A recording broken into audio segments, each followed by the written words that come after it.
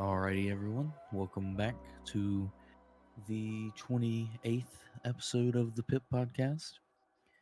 I am Jacob, and as always, I am here with my good friend Colin. How's it going? We have a couple of topics to talk about today. Mhm. If you had one that you wanted to start off with, you could.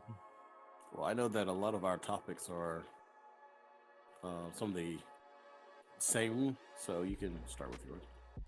All right. I asked you a question before the podcast started. Yes.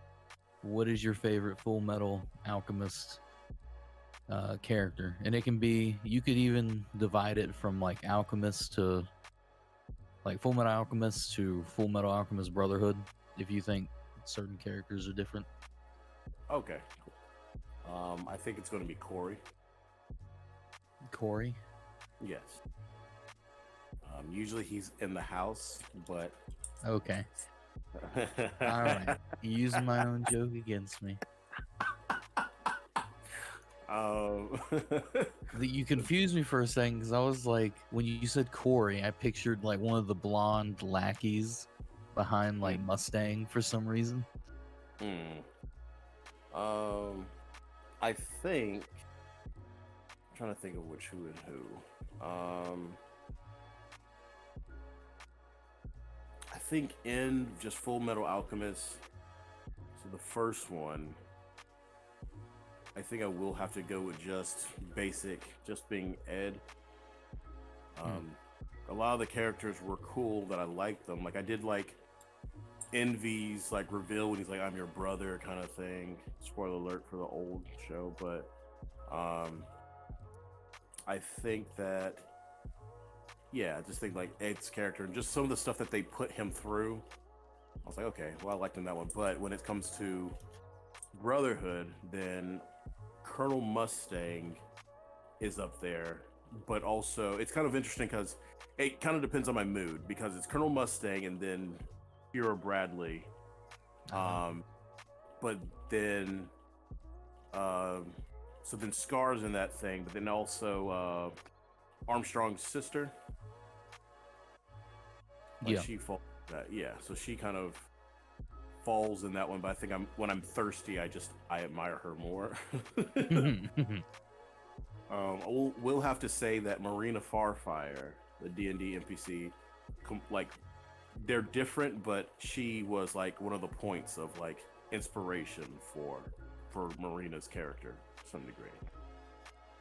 She's much more militaristic than Marina, and more just like severe, but I think that there is some kind of like strand of flavor from that character. But yeah, I think it's Mustang. Like Mustang's character was a lot cooler in Brotherhood. I would agree. His character was better. Because like Ling Greed is freaking great. You know what I mean? Like there's so many other characters, but I think like just right off the bat, hot take, they don't have to be Colonel Mustang. Because he became a lot less like.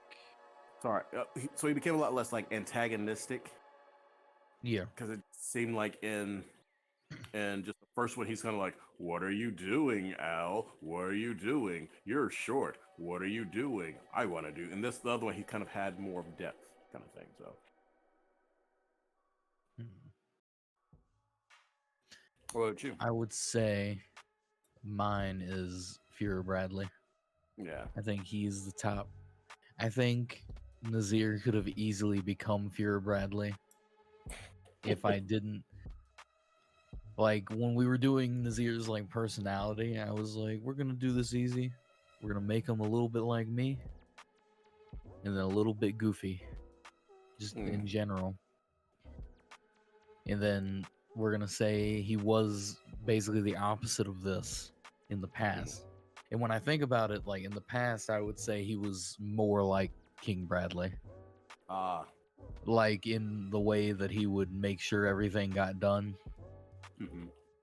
But he would be nice. So I guess Bradley before everyone knew he was a homunculus. Yeah. So I really I like his last battle with like Scar.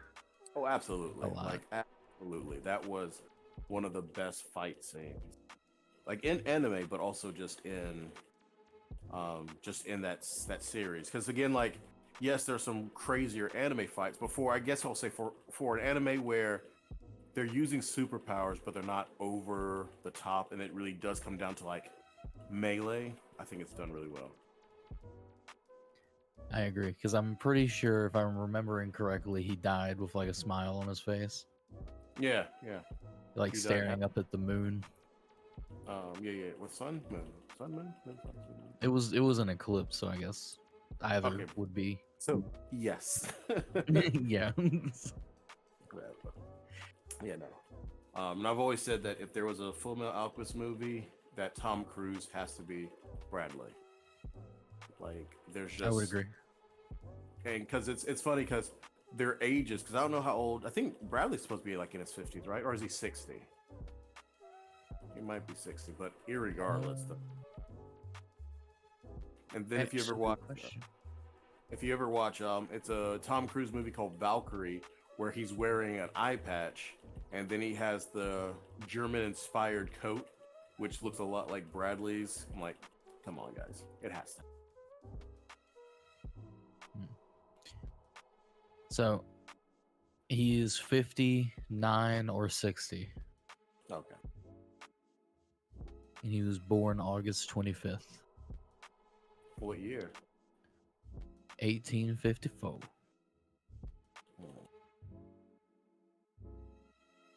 Wait, do they give I guess what's it called? The chronological like indication, like A.D. B.C.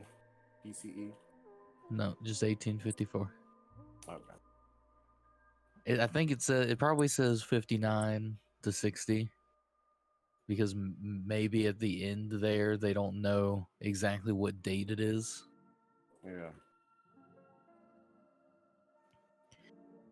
Uh, I think him. I what would be my second favorite character? I think Hohenheim probably Hmm. would be my second. Which it's really funny because they're not similar characters at all. No, they're not. But I think they both do get their backstories explained, which is really cool. Yeah, yeah. Now, is this all just Brotherhood, or is there a different lineup for the first one? I remember watching the first one, but Mhm. I haven't watched it recently. I was watching it like in 2003 or something, like when it was airing. Um, I feel like So yeah, there's a somewhere there's a chance where if you ask that question, a person just never finished watching Full Metal Alchemist. Like somewhere there's a person that would want to like interrupt and go, "Oh, I love Mina. She's such a cute character." And you have to calmly go, "You haven't seen this whole series, have you?" what episode did you get to? I got to episode 50. You're lying. Like, and they're not saying like they're saying it unironically too. They're just like, "No, she's so cute," and then like, "Oh no." Okay. I'm watching someone's heart break. You're watching the hammer above the heart. Like this is I gotta sit you down and play some YouTube for you real quick. Come on. Brace yourself. I think the first one, it would probably be Al more. Not Al, Ed, my bad. Ed or the weird thing that now has his limbs. Oh, okay.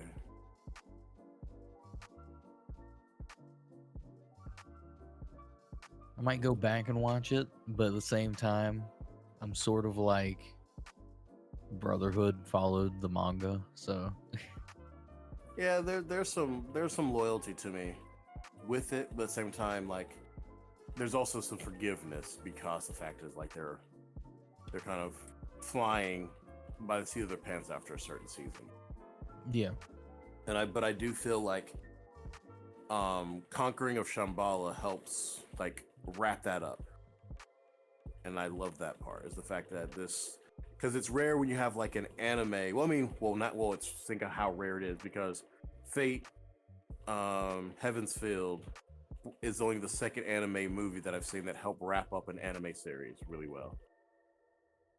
But that's what Shambhala did. It was just like let's get rid of some of these unanswered questions and just be done with it. And you're like, okay. I would say for Heaven's Feel, it's probably because they split it all in the 3 movies. Yeah, I mean, just the concept of it wrapping up. Because, like, you look at it, it's like, yeah, now let's watch DB. Granted, it's still going, but it's like, let's watch Tree of Might. No. What? Tree of Might makes people confused. Yeah, I mean, it's weird because then I think they did introduce him into the now, like, Dragon Ball Super universe. Like, that doesn't make sense, though. I don't know. I don't care. He's Turles. Turles. Hey, Turles. Thinking of like the weird aliens in space with like freaking Kentucky accents. Like what? Yeah, because I mean, like I I always think thought that movie was like a off-brand Dragon Ball Z when I was younger. Whoa, you back? Khaled? We seem to have lost co-host. And now he's just gone.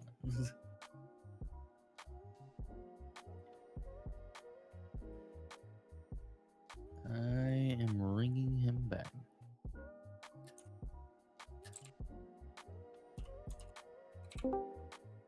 There you go. Are you back now? that was weird. I don't think Tohei, Funimation, or Akira Toriyama likes you talking trash about their anime. Well, they did it to you, not me.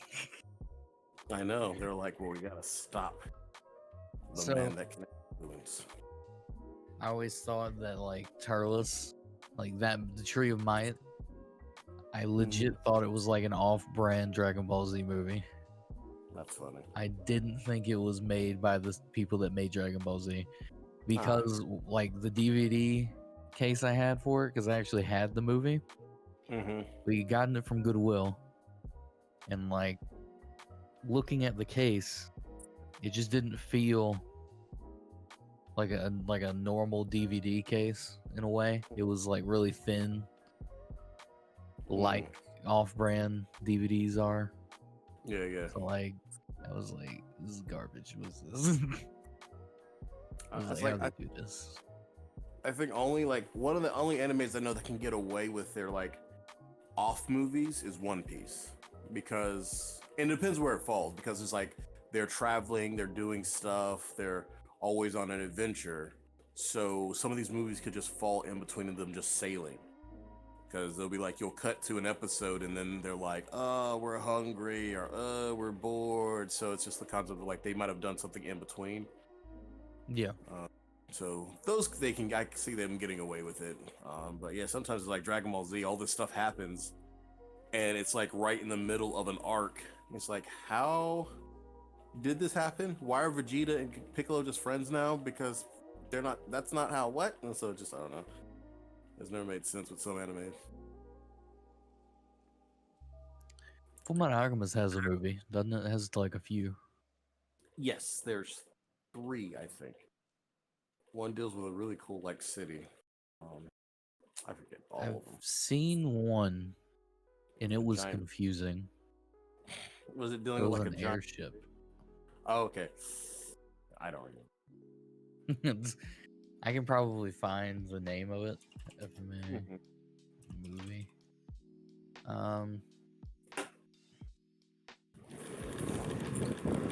Whoa. What was that? No, that's not it. Oh, yeah, I guess it is. It's Conqueror of Shambhala. Okay, thoughts. That one confused me. Maybe because that one I think is made for the original, like just Full Metal Alchemist, not Brotherhood. Yes, exactly. That's what I'm saying. That one is made to like you watch the last episode of that series and you're like, but what about Ed and Al? And then it picks up and it's like a good just bookmark or sorry, bookend. That okay, yeah, because I remember at the end, didn't yeah, Ed goes to the other world basically. Yeah. It's like current times, kind of with Oh no, no. Hohenheim. Well, it was the beginning of World War II.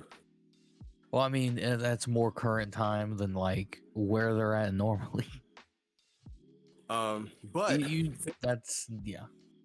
well, thinking of like current time. So before Brotherhood was announced, they released these like really cool like anime shorts. Like one was like the rap party for Shambhala. So everyone's kind of like airing their grievances about like the stuff that happened in there, but they're still in character, but they're acting as if actors at the same time. So it was really weird because they're doing both. But then, but they're all like chibi.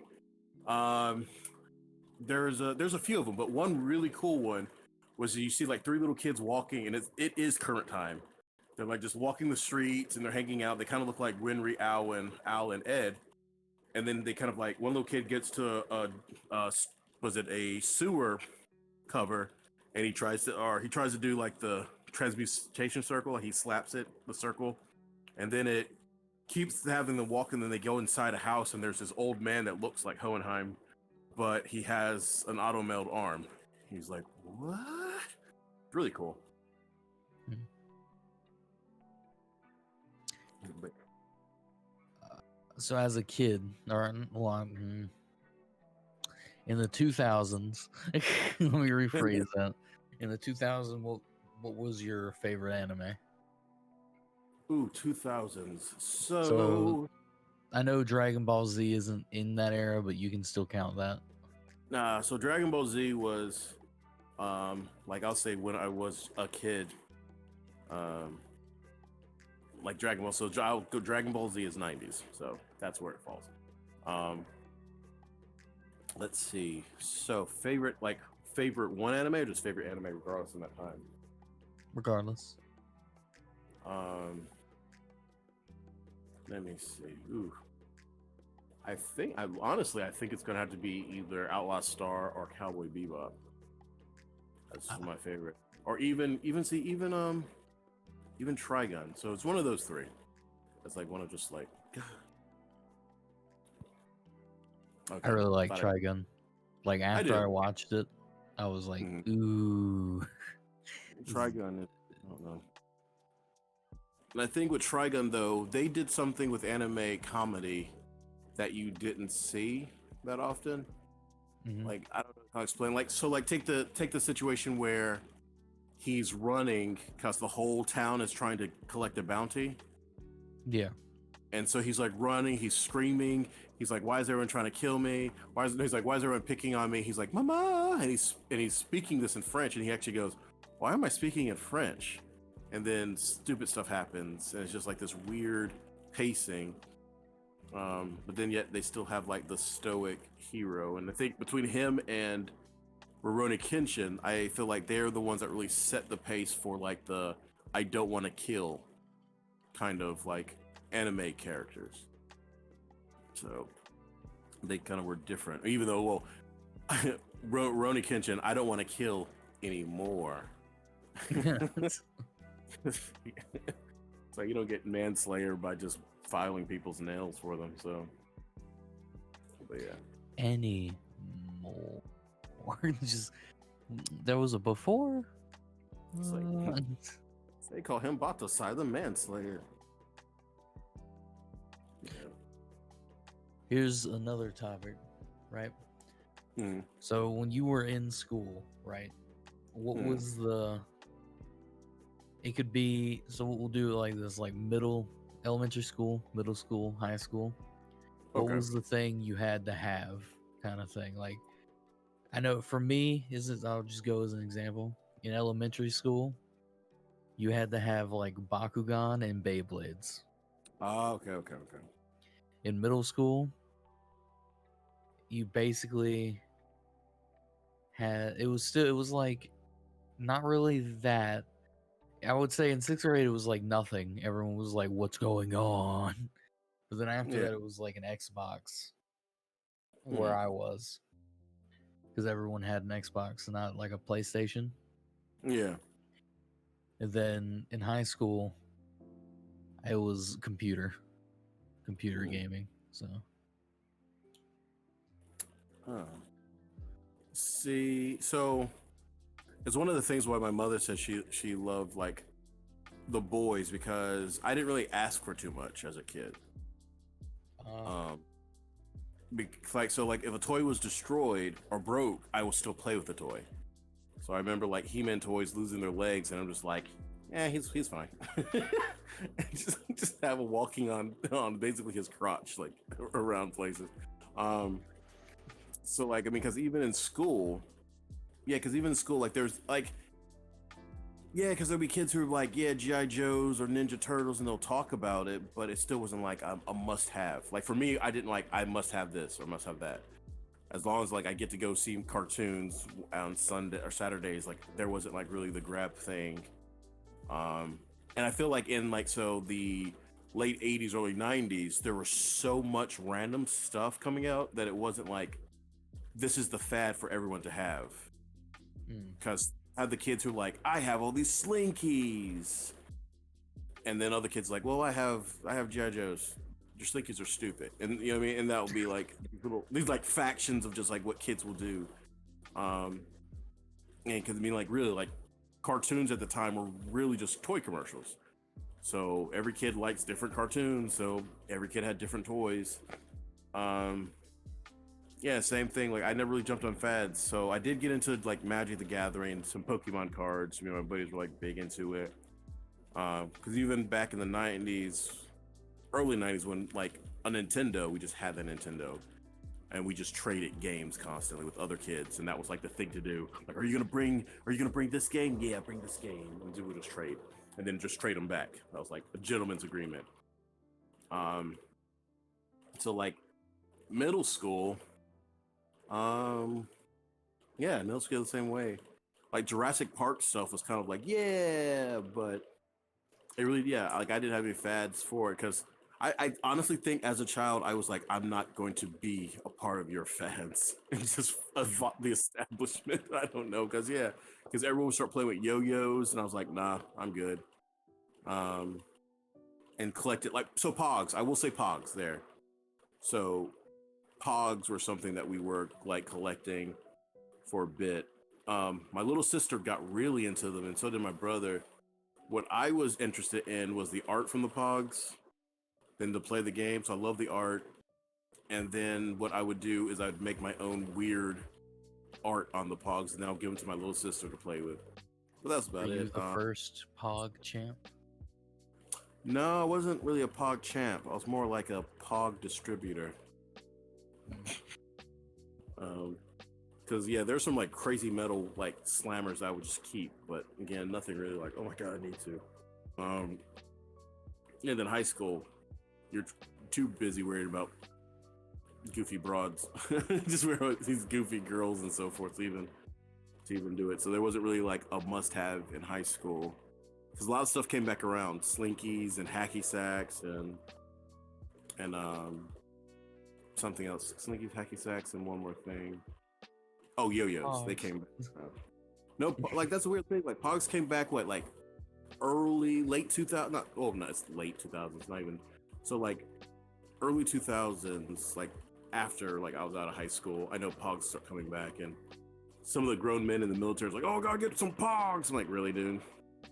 Who's gonna play with you?" Hmm. Yeah, I really didn't have a certain one though. I would say I didn't get it because it was the thing. I just Hmm. had it already because I enjoyed it. Because Yeah. like I remember for like Christmas, I had gotten a Beyblade DVD of like the original Beyblading series Hmm. of like Tyson and everything. And Yeah. then in like third grade, I start going to like Hotspot or whatever after school. It's basically just after school daycare for people that don't have Hotspot or whatever. But and all the kids there were like, "We're having Beyblade battles," and I was like, oh, "I have Beyblades." But one of the things that was, I always thought was funny, right, was I used to play Pokemon a lot, right? Like the video games. Yeah. Like the video games way more than the show. If you in like elementary school, you have Pokemon video games, you play them, everyone's like, yeah, Pokemon. As soon as you get into sixth grade, so middle school, it's a sin. You do not tell anyone you have Pokemon. Huh. So that sounds weird. Like when I guess this is like Pokemon was still new, but yeah, like sixth grade, seventh grade, eighth grade. Like eighth grade is when it was kind of like meh. Like it's like you can't play the card game, but if you have it on Game Boy, then that's fine. Yeah, then ninth Then grade. like if you like once you get out of middle school, in high school, it's like all the nerdy girls play Pokemon, so it's kind of like I play Pokemon. Yay! That's very funny you say that because it's a concept where like Robert complains about this a lot because it was like when we were going to school, the nerdy stuff was a stigma. Yeah. Like, but just through the things, it's like he loves Transformers, collects Legos, and all this other stuff that he would be considered a freaking awesome super nerd. Now, you know what I mean? Like, so if he was like converted back into a middle schooler or a high schooler, I mean, me too, but that idea, like, converted back, then now it's just like, oh my God, you're amazing, you're a super nerd. But at the time, it was kind of like, what are you talking about? What? You're too old for Pokemon. Like, it's a very funny, like, change, like, new dynamic where he's like most people are like, won't say that I was born in the wrong time period, but at the same time, gosh darn it, like, like it's like, yeah, that's true, yeah. It is really funny how that works. Yeah, we're rocking Pokemon stuff and Dungeons and Dragons stuff just didn't exist. Like it was like super niche and you could find it somewhere, but yeah, like D&D merch didn't really exist anywhere. Because of the Satanic Panic. Yeah, I mean, Satanic Panic and just it wasn't lucrative. Magic the Gathering was more lucrative for Wizards of the Coast. But even though, like, if they just looked into it and saw like all of these big name directors and actors who played it, they could have done something early with it. But it's fine.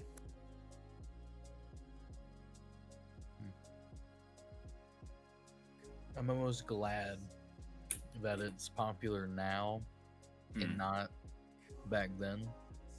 Why is that? Because as a kid, I always wanted to play it. Mm-hmm. And if it was already popular and then like it was losing popularity, there would have been slimmer chances of me to be able to play it.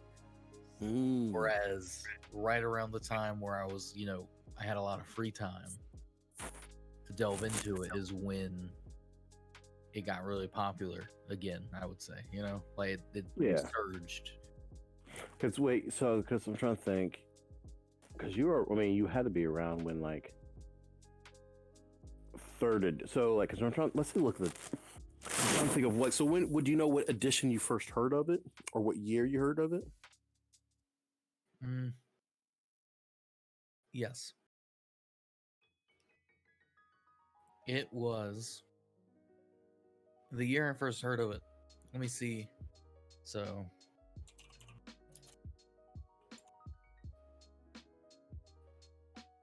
2003.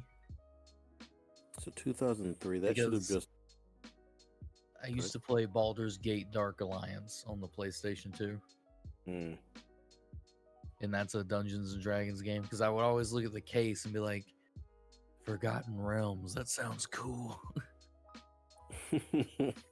And so whenever I was able to like use the computer, like one of the first videos I found was a guy named like Rurikar making Yeah, Unforgotten Realms like animations. because I think it'll probably be 3.5. Hold on. Yes, 2003 would have been like 3.5. Probably heard about. I'm gonna show you the Unforgotten Realms animations after the podcast because I want you to like watch the first short one Mm. I because feel like back when I was a you did one. kid, they were funny. I thought you did like link me a while back, but I'll check it out, bros. Maybe, I don't know. Either way, the funny story about that is that I saw Rurikar as like a kid, you know, like really young, his Mhm. animations of it. And then I didn't see the animations till like 2009, 2010 or something. Yeah. Either way, because that was when I started to be able to use the computers and not just be like, go to this website for me. So I can play Disney Channel games.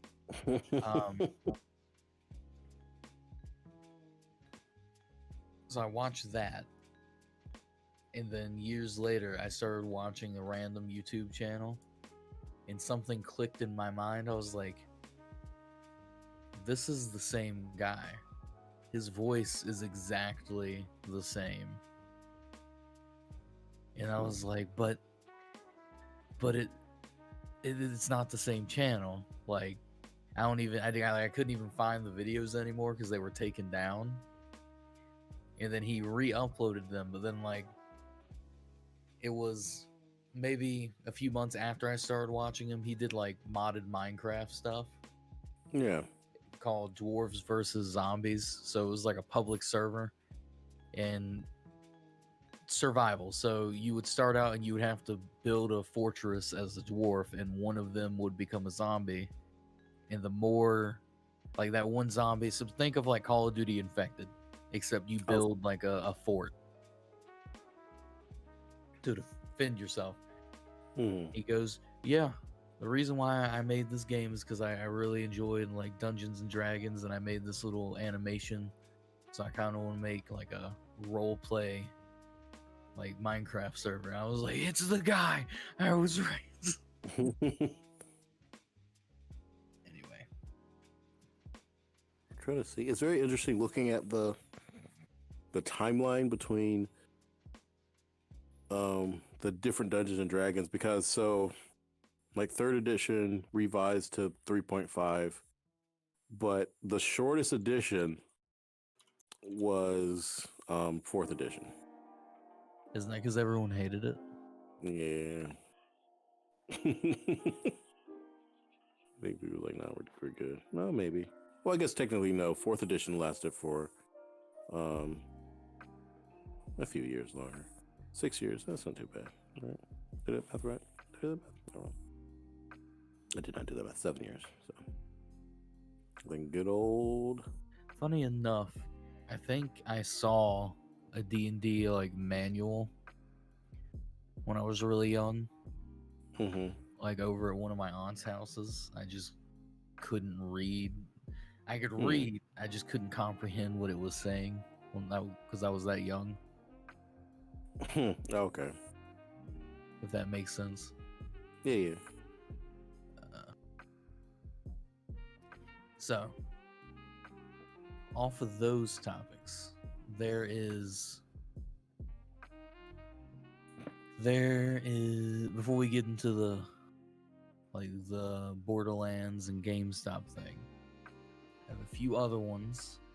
But the first one is Intel has confirmed the production of its Alder Lake CPUs.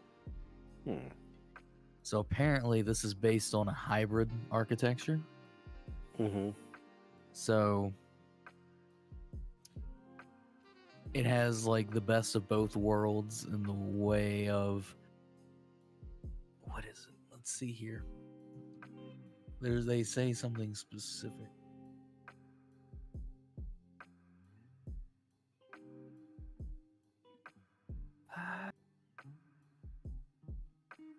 So they're supposed to be similar to the big little arm based chips. So basically, like a smartphone chip, or like a smartphone chip is small, but it has a combination of things to make it strong, if that makes sense. It's not just, oh, this is a desktop CPU and this is a laptop CPU, because they are different. It's like a combination of both to make it very efficient.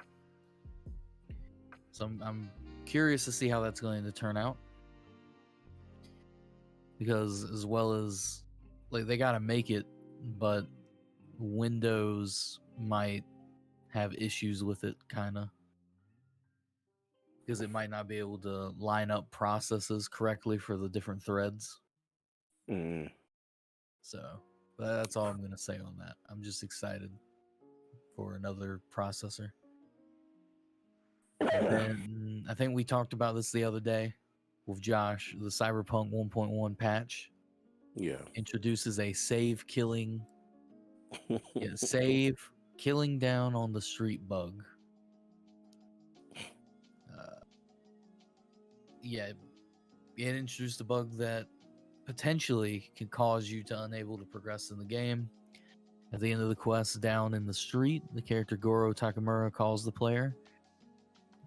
Previous to 1.1, he just wouldn't call sometimes, halting the game. Now he can call the player and just not speak. And simply reloading an older save doesn't fix this problem, as the bug will reoccur. That means your saves from after the bug happens are all lost in terms of game progression. But there's a fix if you're lucky enough to have a save from before the bug.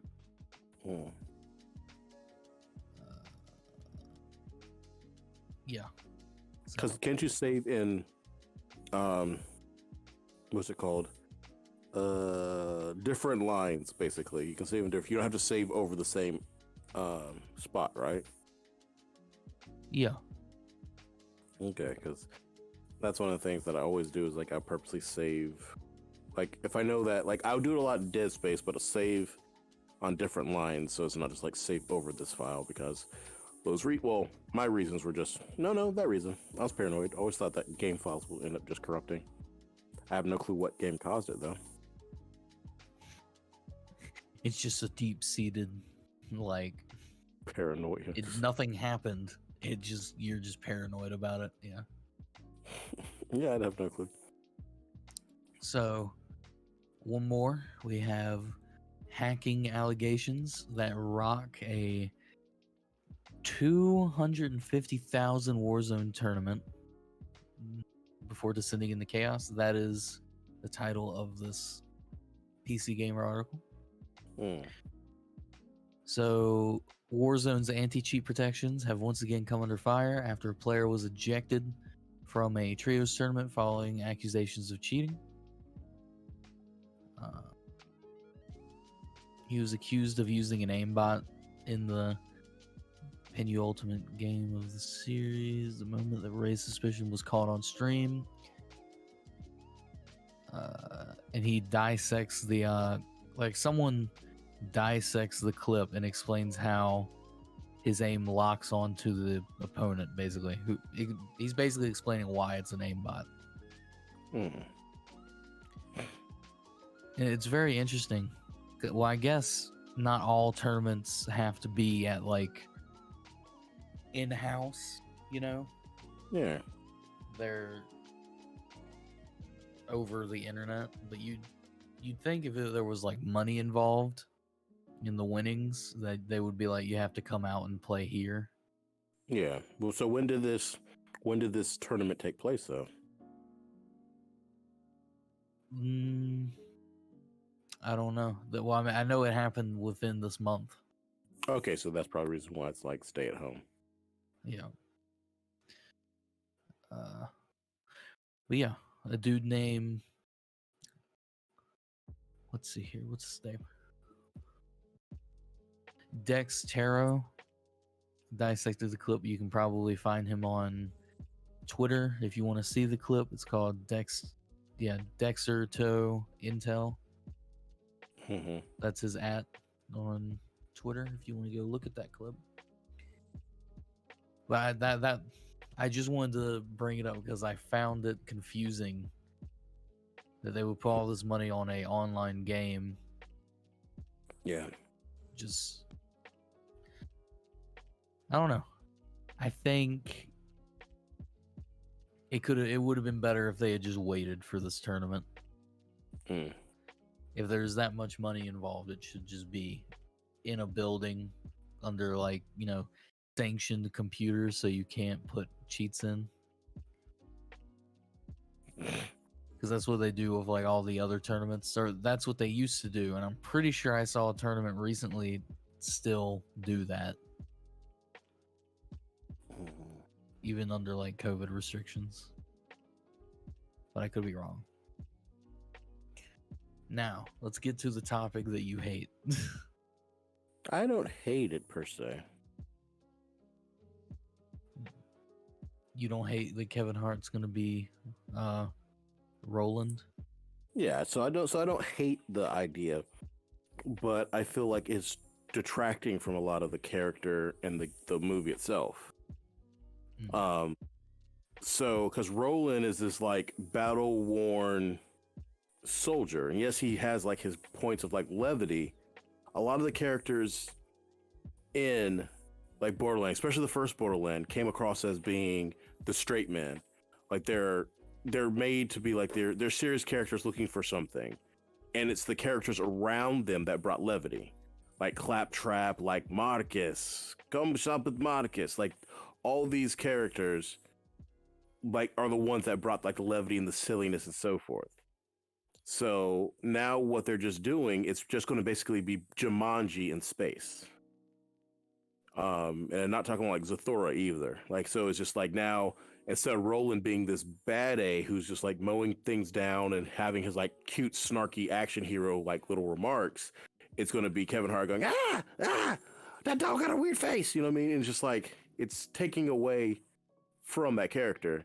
So you just have to listen to Kevin Hart screaming and shooting, air quotes, and it's just like if they're gonna give that kind of energy, just make Kevin Hart Claptrap. You know what I mean? He can be Claptrap and just get a character. Because oddly enough, was this Sardaris Blaine, the guy who played Fridge out of Jumanji, would be a better Roland. He's a bigger, like an actual bigger statured guy who looks like he could be a soldier. And so it's like they should have picked more of that character than that. So it's just like you're missing the mark on the concepts of what make the games interesting and character driven. But then again, Borderlands 2 misses the mark. And you know what I mean? So yeah, it's a poor choice. And it's just gonna follow the same monster of other video game movies. And that was my thing. Like I felt like Detective Pikachu, love it, hate it, watched it, not seen it. Detective Pikachu did a phenomenal job. Yes, it's different from the game, but it was an amazing way of putting you in the world of Pokemon. And they did. That's like Detective Pikachu is a good example of putting you in another world and not completely having to like heavy-handedly explain every character and race and everything, or not character race, but like Pokemon and everything. You know what I mean? Like if people haven't seen them, then someone might say it, and that's fine, because some of these Pokemon people just haven't dealt with.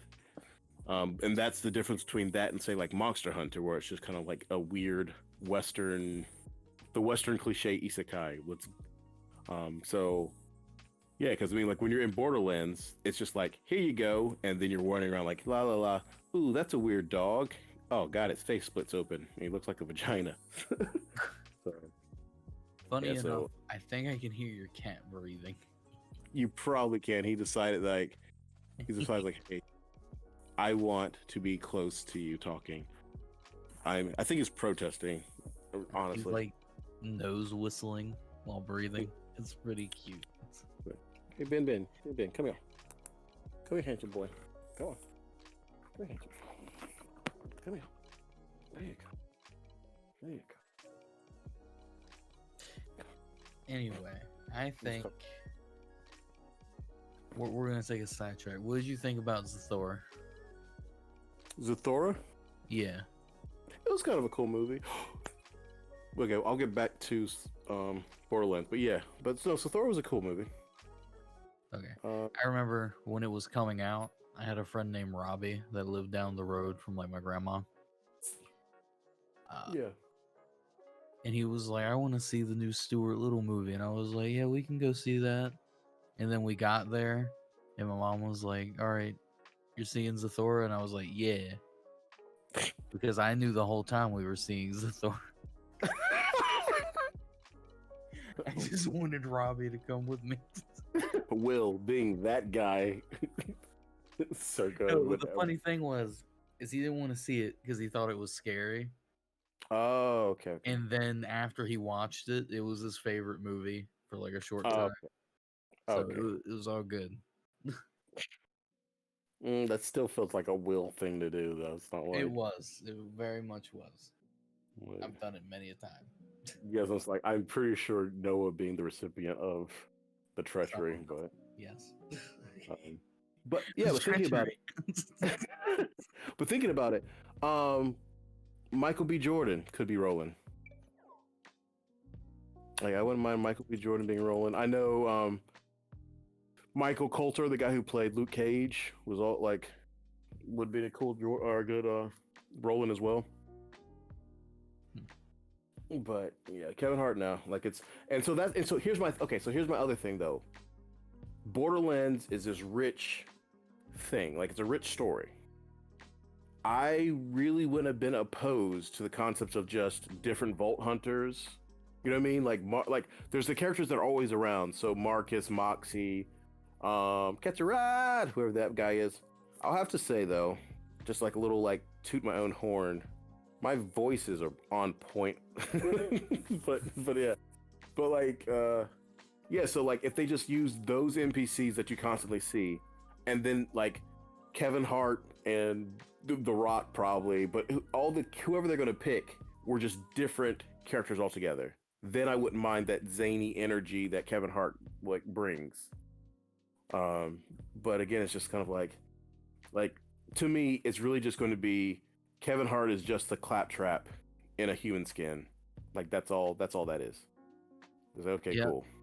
Like he's just doing like many movies, like adaptations do, where like they merge characters.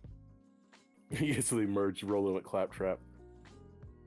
Roll trap. But yeah, so I mean, I don't know. So I think roll trap. So I think that's my biggest issue. But yeah, I thought like a post Pokemon Detective Pikachu, they would go, wow, if we make a movie closer to it really picks up and people love it. But I don't think they have. But there's a it's called Valerian and the City of 1,000. What is it called? Valerian and I don't know. Let's say Valerian, the Planet of 1,000 Cities, whatever it's called. Directed by the guy who did like Fifth Element and everything. So watching the movie is subpar, definitely subpar to the comic book. But there's a scene in there where they're driving on a bus and it's beautifully shot. It's like an alien world. They start getting chased by this giant four-legged creature. And I'm like, this man should make a Borderlands movie. It's like, this movie's terrible, but the production and design would be perfect for a Borderlands movie. So maybe just the production teams, the special effects, and then the designers and cinematographers should be on a project for Borderlands and not him. But yeah, it's really weird, that idea. So I don't know. I'll watch the first trailer and then probably go, cool, I'm out. But because I was like, I'm pretty sure like beat for beat, you're gonna hear some like either it's gonna be whoever's gonna be. Was it Kate Blanchett? What? Kate Blanchett.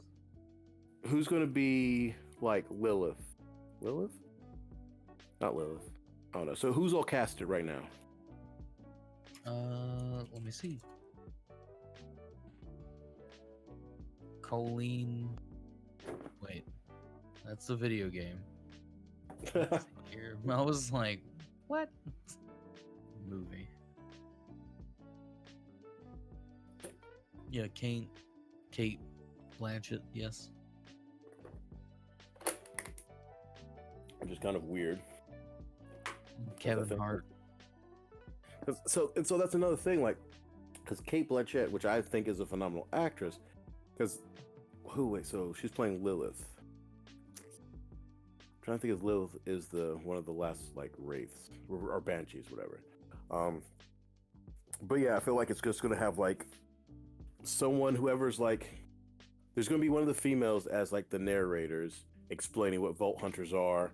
It's gonna constantly do like a fade like transition shot of them like loading up their weapons and getting ready and showing that it's a tradition, and then they'll probably cut to like immediately that claptrap going hello Vault Hunters, and then kind of going over to them, and then kind of just going, and then something silly's gonna happen, like Kevin Hart's gonna be screaming and a Skag is gonna have his by the backpack or something. It's gonna be real Jumanji energy.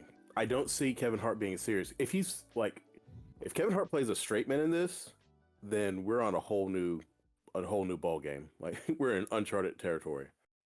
Lilith is the commander of the Crimson Raiders. Okay. That So is like a good the choice. redhead. Okay. Yeah. So that is a pretty interesting. Wait, no, she wasn't in the first series though. In the think she first was. one, I thought she was a Vault Hunter in the first series. Maybe she was. I don't know. I don't know, bro. Don't Yeah, knock I me. thought she was like a Vault Hunter, and then she became. Boo. Let's see. Okay, yeah. She was a playable character and then an NPC. Yeah, so that's kind of a weird place because um it's the concept of like these are like young budgeting, like we're going to become Vault Hunters. Yes, they're like battle worn and seasoned and vets, but it's like Kate Blanchett as this? Like where are we going with this? Like there's a lot of new Hollywood that could be in these positions. So instead of like actually finding and casting a person to play the character, they're going to try to stretch the character around these actors, kind of thing. And it's just like this weird. I don't know. It's this weird, just like we get it, but I don't get it. Instead of going, we'll do unknown actors. Allow Borderland to carry itself, or do like the original Marvel movies where the main character was an unknown. Like granted, Robert Downey Jr. was known, but he fell out of the limelight. But you have like Robert Downey Jr. And even Chris Hemsworth, but then you surrounded them by well-known actors, and it was like the well-known actors that caused people to go, "Oh, okay, this person's in there," and then going to see the movie, and look at Chris Hemsworth becoming like an international superstar because of it. So it's like that's what they should do. Like there's like Claptrap is played by this big guy, and just all the NPC characters should be big names, not big names, like but recognizable names, and then just bring them into like okay, because I don't know. So I see how it think, goes. like, you said Michael B. Jordan earlier, right?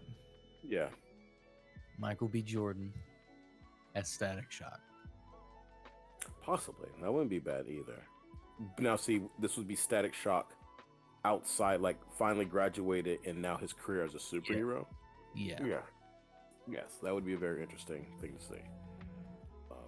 Because like Michael B. Jordan is a big old nerd, and so Yes. when people have that star power and they're nerds, they seem to bring more love into it.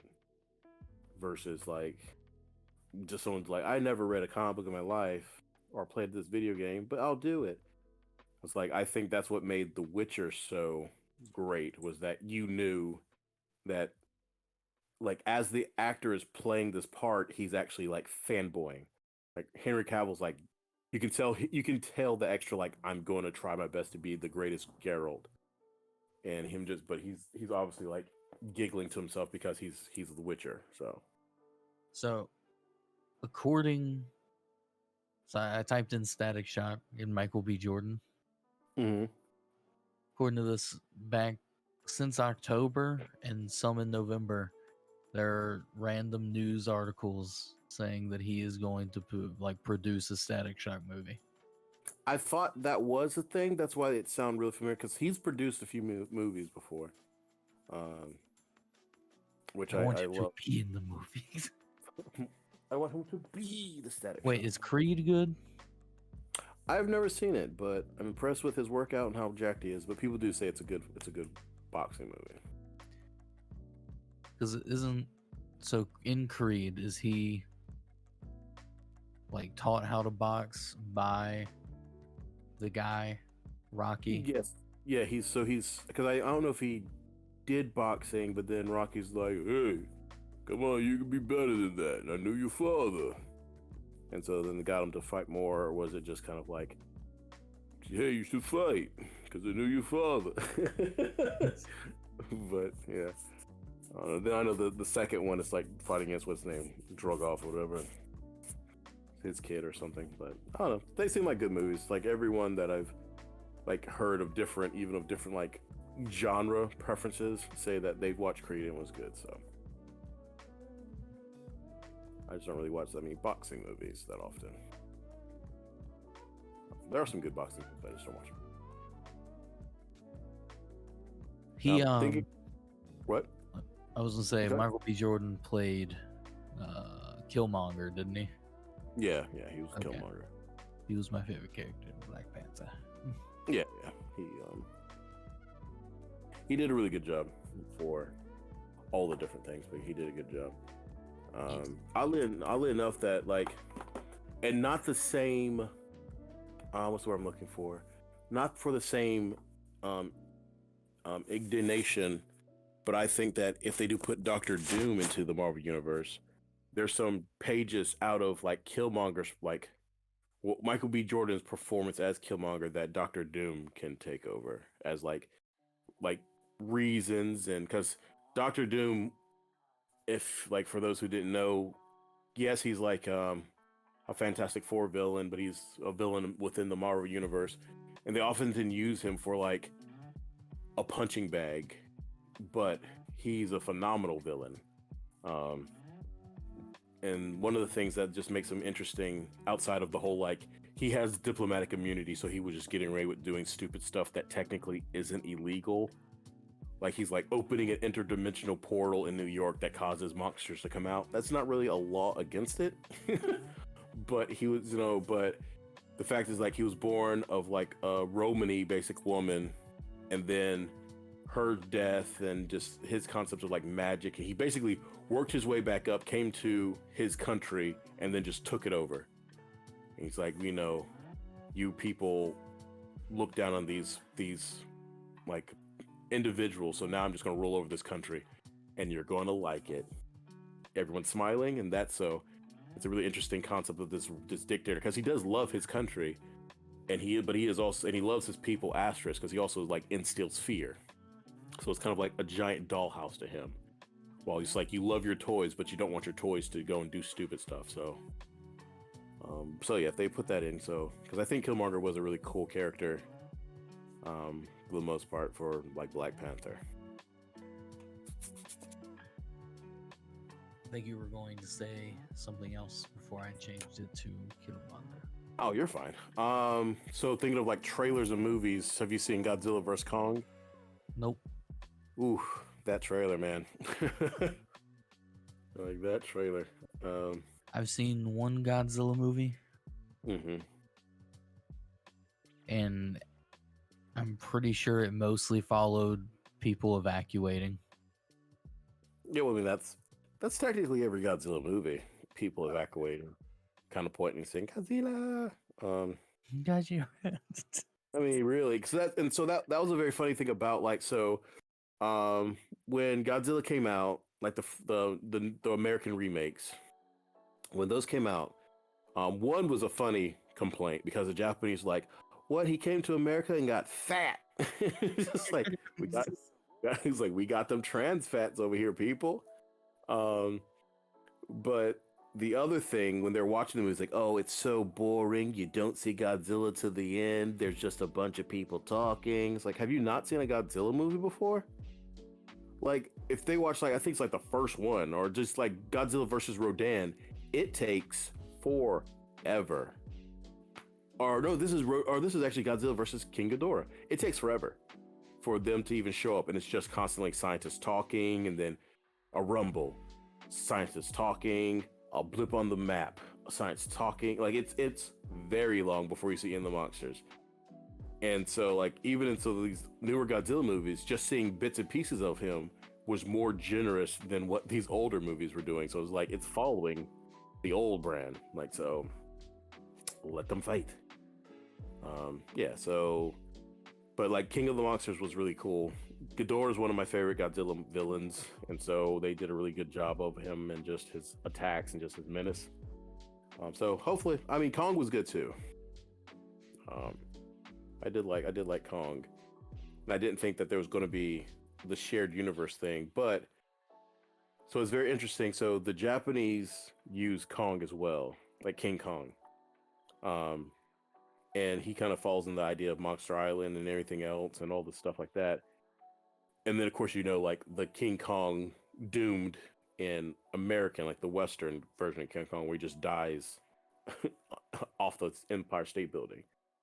So it's very cool because when seeing that, I was like, but Peter Jackson already made Kong. Why do we need to see another Kong movie?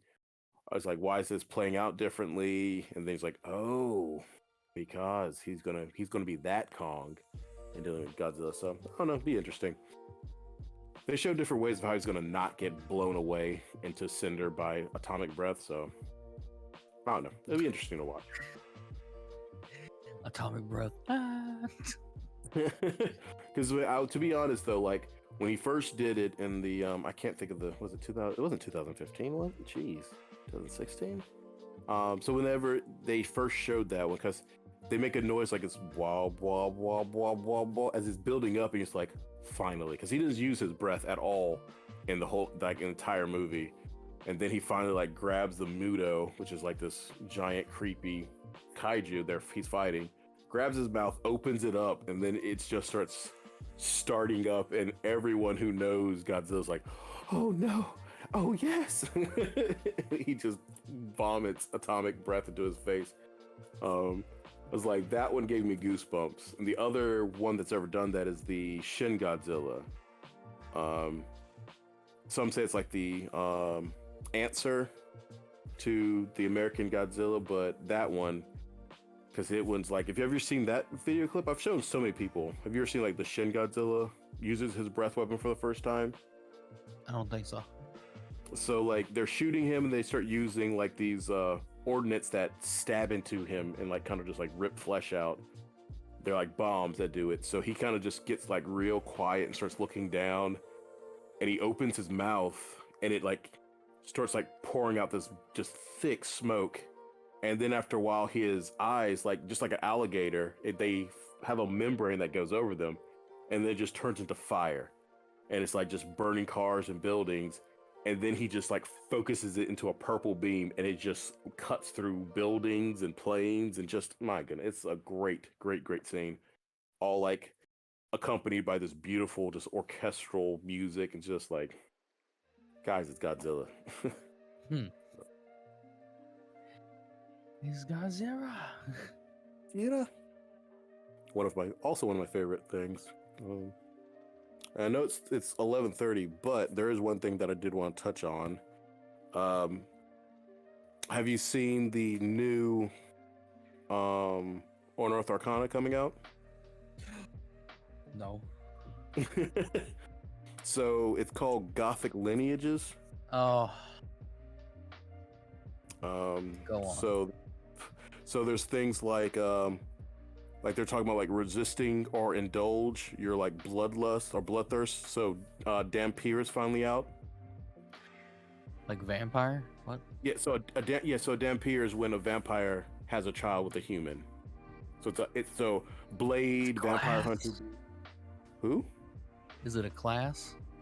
I think it might be a race. Okay. Race. You're right. My bad. You know what I meant. So I don't know. That's what I know. Well, because think of like a 3.5, 4. You do have like your. We could have Cody marry a vampire and make a damn pier. Can he marry a vampire? He still doesn't get be turned into a vampire. Has to wait till his kid and then Yeah. live through his kid. Why don't you go do something? Be cool. It's like, Papa, I'm half vampire and I'm still not as edgy as you. Ah!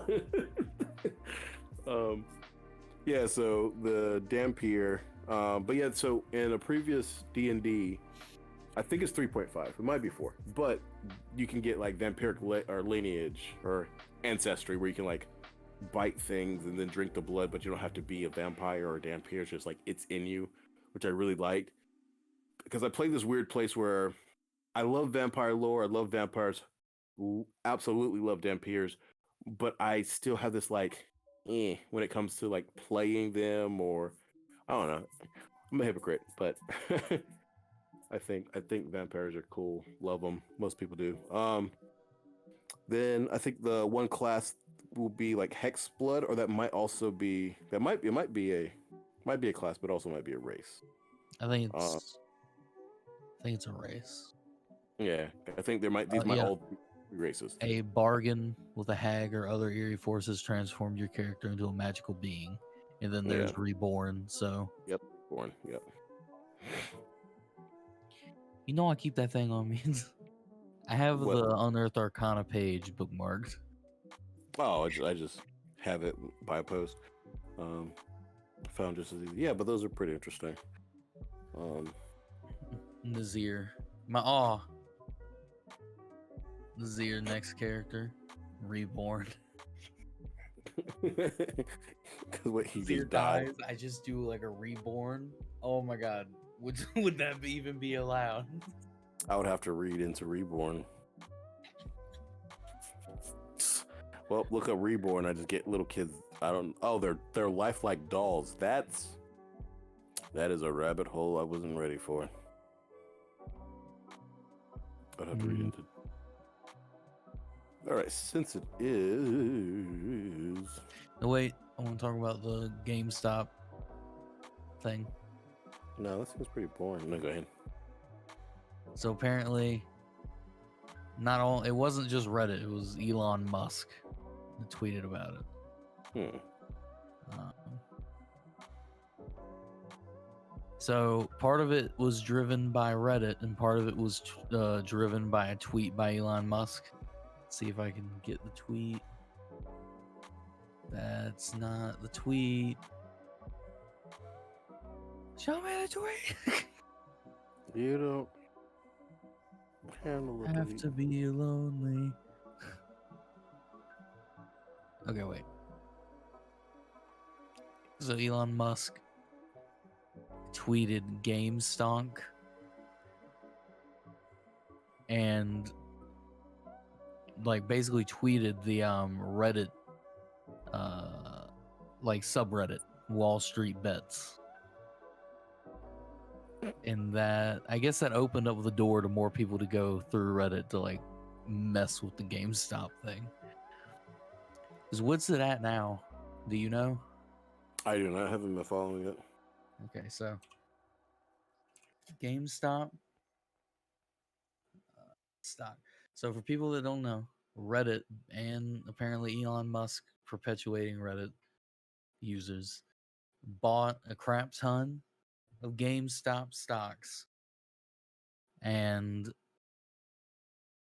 you'd think that like after they bought it all, it would sort of semi-return to normal after people realized it was a joke. No, it settled at a higher rate. They've theoretically saved GameStop for the time being. Somewhat. It was a very funny situation. Because I would have thought it would have been more volatile.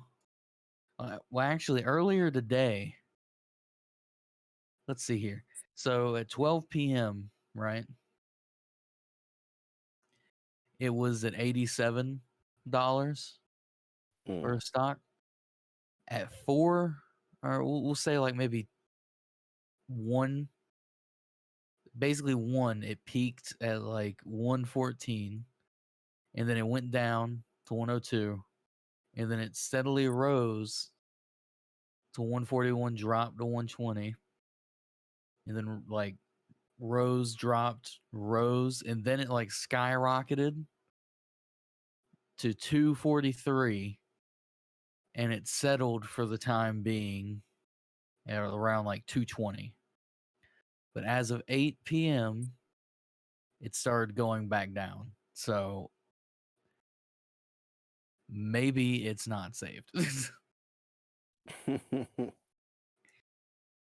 But that's why I said it was more volatile, because it goes up and then it goes down kind of thing. Oh yeah.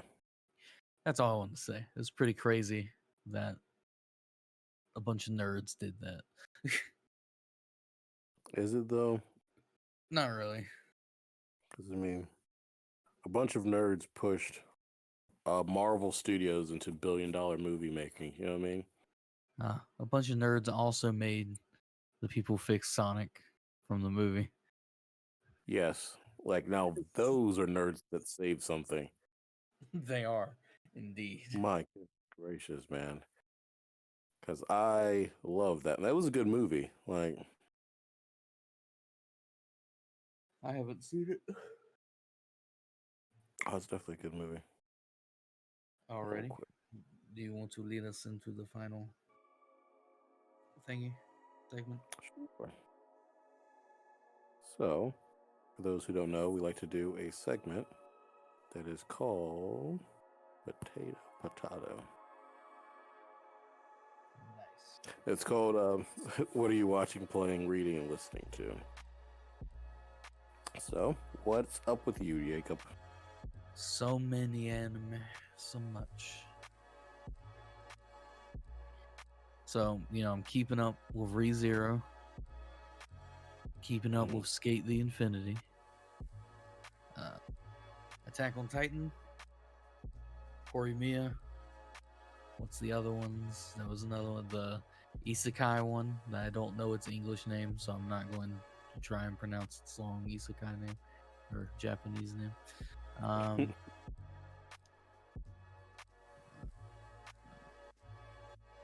Watch the Yashahime, and I saw that Neverland, Promise Neverland. Yeah, it had a first season, and I watched like one of those videos that shows you like the trailers for it in 2019, and I was like, nah, I'm not gonna watch that in 2019. So yesterday I watched all 12 episodes of like the first season. That's funny. And then today I watched the 3 episodes that are out of the second season. It's pretty alright. It's not the best. It's kind of cringy at parts. And their faces are a little wonky, but other than that, it's alright. I think, like, those pictures that, like, you'll take a picture of someone's face and you'll fold it up to where it, like, skips the nose so the mouth is really close to the eyes. That's what almost all the characters remind me of. Koosh. All of their, like, mouths are really, like, close to the middle of their face where their nose should be. But they're all kids. So, like, I guess it kind of makes sense. So they all look weird. They're kids. Yeah. Do you know what A Promise Neverland is about? Yes. Haven't watched it, but I know what the premise of it is. Because I know, spoiler warning, I mean, it's been out for 2 years, so. Yeah, that's fine. They get out. They're basically humans that are livestock. So they're grown so that monsters can eat their brain. And they figure this out in the first episode, and the whole first season is them making a plan to get out, because it's raised like an orphanage, and except when someone gets adopted, they're actually being eaten, not adopted. So the kids find out, or 2 of the older kids find out, and they're the smartest, and like they have perfect scores. That's why they've lived so long. And they create a plan, and at the end of the first season, they get out. So the second season picks up right after they get out. And I actually like that about it. I also enjoyed, and I called it from like the beginning, No, are you back? I'm sorry. What? Okay, it like kicked you out for a second. So like from the beginning, um, a kid named Ray. He has like black hair. He looks edgy, and he reads a book all the time. Mhm. He would occasionally like know things that was strange, but at one point he was humming a song, and I was like, "There's more to his character than like meets the eye." I was like, he has to be in on it somehow, and then he reveals that like instead of him forgetting everything from when he was born, he remembers it all. Mm. And then at the end of the first season, it's revealed that the mother of the orphanage, because there's like one caretaker and it's called a mom. It's a mom. But to do it, to become a mom, you have to actually give birth to a kid and then put it in the orphanage. And she passes, it's like a flashback of her walking along the grounds, and he's sitting there under a tree reading his book, humming a song that she hummed to him in the womb because she's his mom. Mm. She's like, "Where did you learn that song?" And he's like, "Why did you give birth to me, mom?" Hmm. And then she just responds with, "Because I'm going to live longer than anyone else." So, Check out him. yes, that was good. I haven't read anything other than like, no, you can't. You know, we're gonna do this. I have read articles on news stuff, and I have read so much on specs of key switches for keyboards and PCBs for keyboards. Mm. Because as Josh and Khaled are saying, I have an obsession. And it's a problem. That's fine. Apparently. Anyway. It's not a problem. It's just fun to point out. So You shine. So, music wise, I've actually been listening to the Pokemon Mystery Dungeon Explorers of Sky, like soundtrack. Mm-hmm. I've been drawing a few magic weapons, like while listening to it. Stuff like that. Watching, reading, playing. Ooh, Call of Duty. Been live streaming Call of Duty. I live streamed a lot last week. I'm probably gonna live stream a lot this week of Call of Duty. And I've been playing some RimWorld. I haven't live streamed RimWorld. I think the most I've done in RimWorld was to try and every time I get back into RimWorld, I always start out with a world where I cheat everything into it to remind me how I need to build things. Mm. So I'm not wasting stuff when I do like a regular survival world. So I've just been goofing off on like the hardest difficulty, setting up a really good like base to defend. So that is the end of that. Oh, okay. So I'll just say with watching, you forgot something because we've been watching them. Letterkenny. Ah. Did you?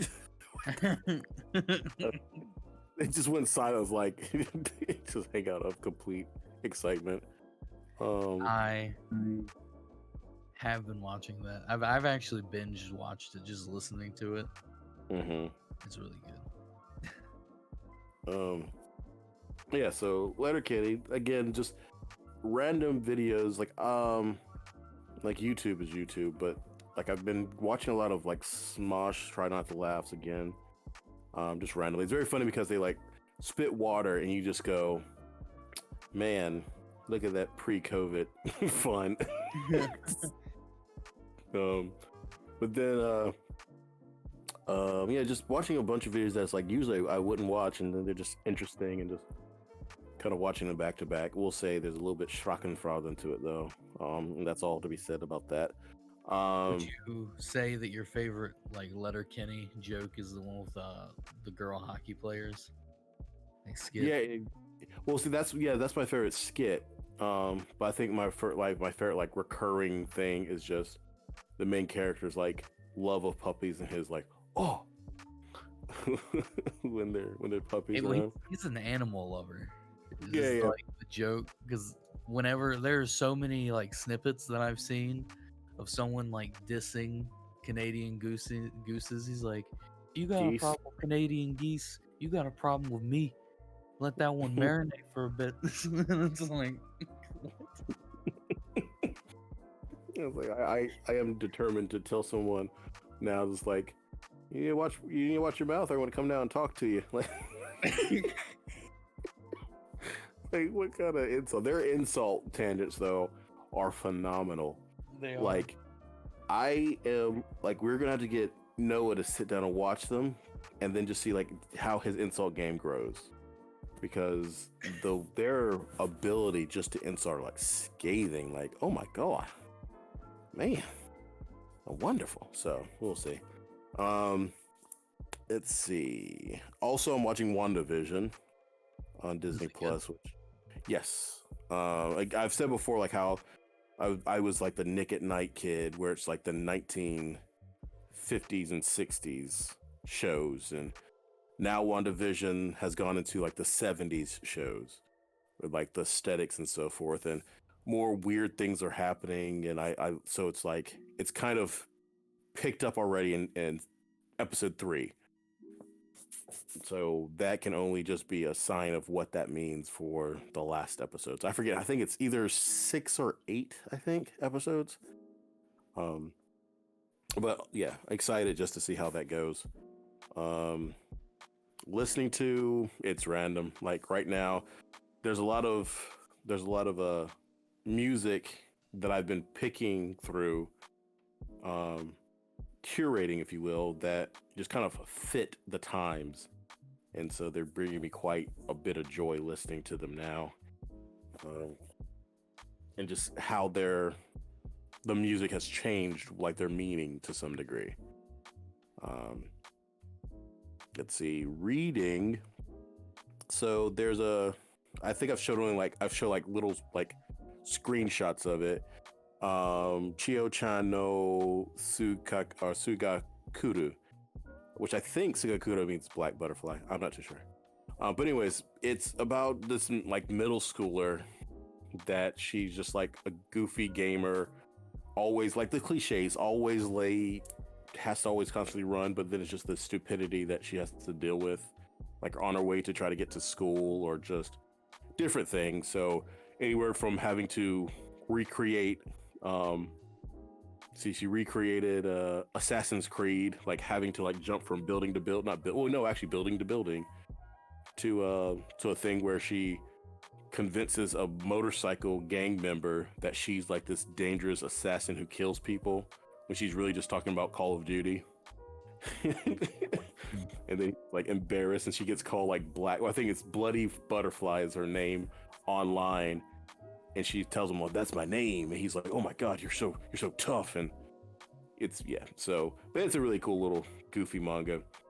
I just think it's really funny, just again the situations that happen, and you're just like, what? And then they address the dumbness, like, okay, so I'm not going crazy.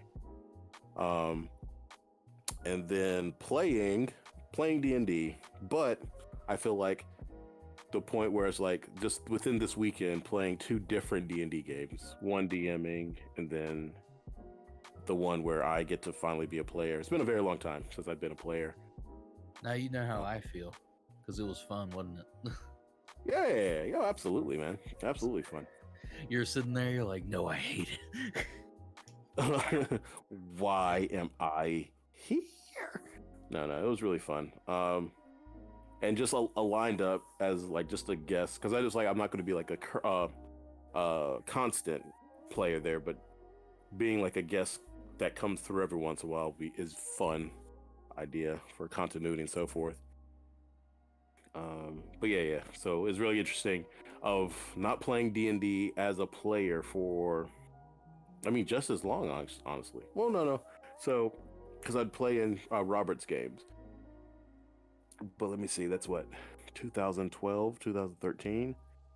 So, yeah, it's been a while since I've been a player. So it's like, Colin hasn't played as a PC for this many years, like, was it 7 years? Well, it's 8 years now, and then just like, you know what? Haven't been a PC, so I'm gonna be two PCs.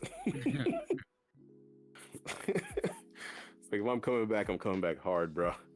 But what did you? So like, I didn't. We've never like got a hot take. How did you feel about the characters? Uh, let's see here. I liked Finn because he brought order, right? Mm-hmm. But I also liked the other one. I can't remember her name. Oh, you're fine. Ariska, because I mean it's a weird name. Ariska. Mariska. She brought the exact opposite. We call that This- chaos. No, I liked it in the fact that, in a weird way, right? I Mm-hmm. knew as soon as y'all met up in that area to fight those people that it wasn't gonna end with y'all just leaving, right? Mm-hmm. Now I didn't know what was gonna happen. I just knew it was not going to be like there wasn't gonna be a fight, right? Because knowing like my group, I knew they were gonna do something to be like, we're gonna light them on fire. Everything's gonna burn. But I enjoy that it was you who started it, just the way you did it, because that was perfect. Well, yeah, I think. I enjoyed both of them. So it's like there's no. I was like, I want to make a character where they do fit into the thing. Where I don't want the stereotypical paladin where he's just like, you got to do the right thing. Everyone has to do the right thing. It's like, no, he understands the black and white of the world, but he Yeah. also understands that gray is where everything falls. Um, and so him just kind of like trying. I do like, so there's points that I did like in that one where it's just like when he's like, do you think you're a good person? Because there's like immediate tension around the table, like, oh no. When he was So I talking feel, to Banisk. yeah, When you said that, I'm just like he reaches. They both swords start fiddling with their masks. yeah. Just like this guy, and then because like you watch like Noah's face where he's like looking around, like, we're nowhere to be. Like, if he gets in fight, he has to be by himself, basically. But so I do like that concept of just like him saying it and then leaving. And I was like, in the meta, I feel like it's the concept of him just like, I know she's coming, so I would like you to either like kind of announce that you're a good person and this isn't going to end with you dying as a good person, or you're a bad person and I'm going to be okay that she incinerated the world around you. How Yeah, does then just Finn feel about the little girl getting incinerated? um he I feel like he would feel sad for it because she did give him a book, but he still kind of trusts Ariska's behaviors. Like she's not completely counterproductive. Granted, she did destroy a body that he needed. Um but I think that he's kind of like, okay, well, I know that if I wake up, it's not completely going to be a bad thing what she did. So the girl dying, she was technically with these people. So Ariska does have the like, because I think one of her things is like actions speak louder than words. So if the person is bad, then Ariska did, you know what I mean? So the person was obviously antagonistic to Ariska, so she's like, fine. So he trusts whatever she's going to do as the right thing, quote unquote. So And So then it gave, sorry, I'll say that, but it did give for a really cool scene, like Noah explaining how Whisper does like the zombie transmutation was a really phenomenal like description. Really, really cool. So what? when the battle was like starting, right? Mm-hmm. I'm surprised no one just sort of like blurted out he's gonna kill the wolf inside.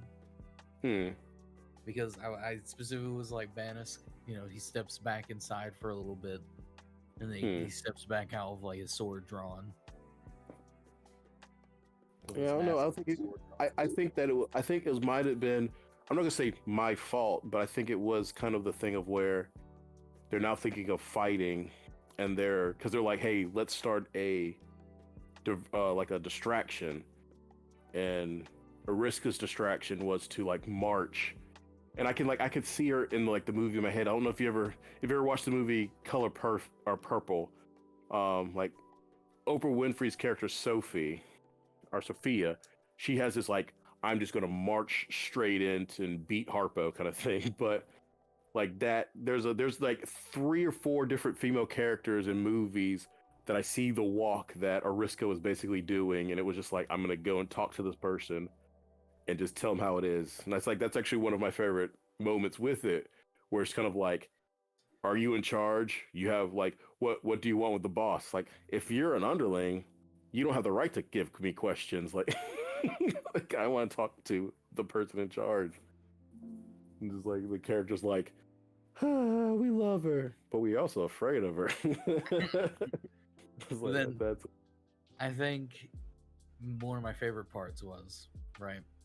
Favorite part was Matthew's character McBreezy looking into like the carriage, the caravan, the wagon, whatever you want to call it. Yeah. He's just looking, and I'm like, yeah, you see the wolf's head looking back at you. And he goes, cool. I'm like, yeah, it's on the ground. He's like, cool, so I'm gonna tell it to come on. I'm like, no, I don't think you understand. It's on the ground. He's like, so the wolf's on the ground? I'm like, no, just the head. Is it leaning over? No, it's dead. It's just the head. It's headless wolf. Oh yeah. There's that weird one where he figured something out and said it, and then later on he forgot that he figured something out. And they're like, what are you? He started asking questions about, like, Matthew, you figured it out already. You're the one who figured it out. We're like, what are you doing? I know he figured it out, right?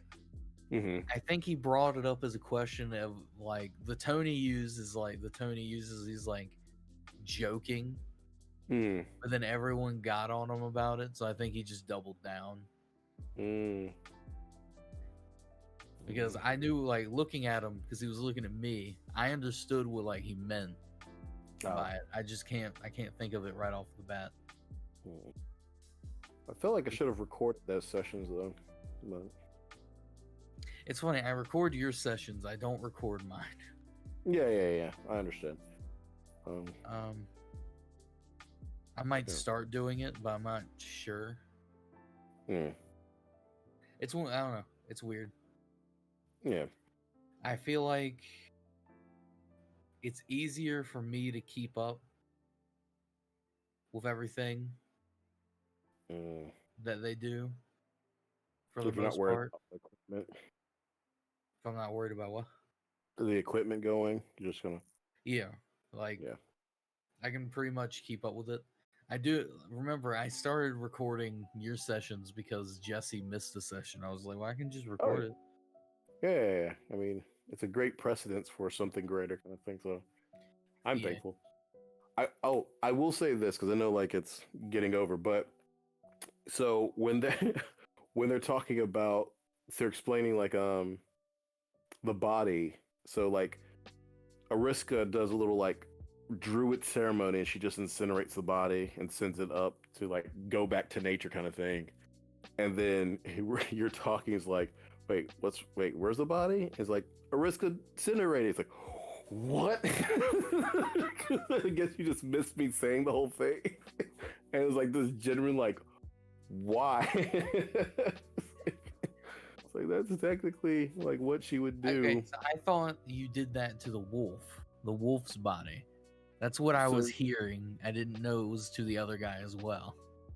Yeah, because her thing was like she was going to go into the caravan. So it was very funny because she was about to walk to the caravan, and you said like it burns up and it burns the wolf up. So she was kind of like, okay, good, it's been returned to the flame. And then she's like, hey, get that body from your goat. And McBreezy brings over the body, and so she's like, all right, and does it to that one as well.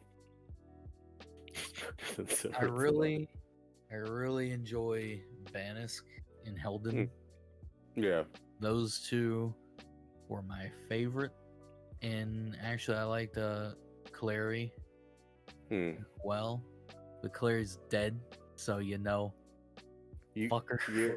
It was very funny because I was thinking like later on, I was like, you know what I could have done was did my teleport and then just like doing extra damage to as many enemies as possible. So teleport or so run at Clary, did the teleport, and then thunderclapped Helden, because then it would have been followed by the controversial 4th level Call Lightning, which is very, very funny. Very funny. Controversial. I think they're happy that happens. Oh yeah. No, it was just funny at the time where they're just like, "How do you have a 4th level spell?" I'm like, "How do you not have a 4th level spell? I'm 7th level." What? I'm like, what do you mean? What? Like, we're not 4th level, because you even hear Trey go, "Wait, you gave him a higher level player or character?" I'm like, wait a second. Trey looked at me. He's like, "I've been waiting for that." It's like, did I accidentally become that guy? I've never seen so much hurt in Trey's eyes, because he was like, "Do you know how long I was asking to level up?" It's like, and like, I mean, indirectly became like, like if you hear like the horror stories where someone's like, my best friend came to play D&D with us, or my brother, and they're like, give them all the cool stuff and just make them the best character. And it comes across as that just because of how strange the character is. And I'm like, No, I don't. I gave you 2 magic items. Yeah, you gave me 2 magic items, which, like, it's like 2 magic items, 2 really cool magic items, by the way. But then it's just like the fact is like this character is 2 characters in one. So it's the things like it's a really weird, unique character, and then it's a higher level character. So just like, come on, that's not fair. So I wanted your sword to begin with, the one that like flies on its own. I wanted its handle to be the movable rod. That would be very interesting, and because you could like stab someone with it, and then you give it another command word, and it activates the movable rod. I think I'm gonna make that a weapon, actually. Anyway, do you want to finish up your segment? Is it done? There was one more thing I was gonna say. Barring them from being DMPCs, since that's one of the biggest things I don't like, it would be very interesting, and not in the realm of impossibility, that the Justifier's Bold would meet Finn and Ariska. Okay. I have something for that I'll say after the game. This. Okay. So Josh can't listen. Dun, dun, dun. Get out of here. But yeah, so that's it right now. Alrighty. Well, this is a reminder that we will see you Friday with a guest. Same time, same place. But that will be the end of the PiP. If you enjoyed it, please drop a follow and share us on your social medias. If you want to watch past episodes of the PiP, you can go to Oni Central at youtube.com, or you can go to the PiP Podcast at youtube.com or Facebook. And we live stream every Tuesday and every other Friday, but with a guest, and the time is 10:30 p.m. to 12 a.m. Eastern Standard Time. So if you want to join us live for another show, that is how you do it. Anything you want to say before I end the stream? Everyone have a great night or good morning.